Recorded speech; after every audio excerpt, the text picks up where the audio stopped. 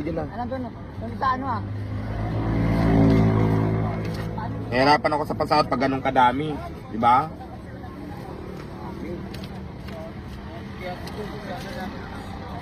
Oy, may utang ka. Bed na ako. Ang bayad na. Wala kang sahod. Puta, pasaway ka. Ilan ang utang mo? Oh, 300. May utang ka pa. So wala rin naman eh. Pag may pera ka, kung ano naman pinagagawa mo eh. Hindi ka napasok.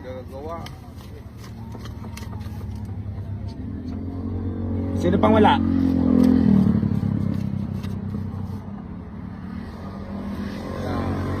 Dami talagang pasahod. Wala nga, lahat ng binta sa inyo lang. Paano yung pagod ko? Paano yung stress ko?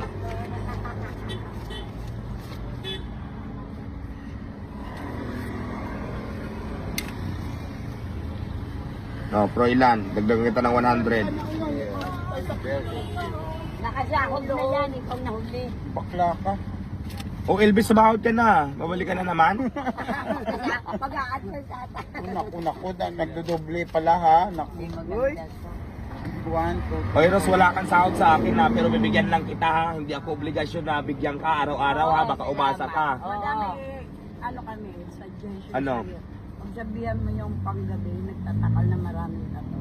Apaw-apaw yung kain. Sino yung katakal maraming tato? Diba? Sino yun? Yung kagabi, yung sa kanin.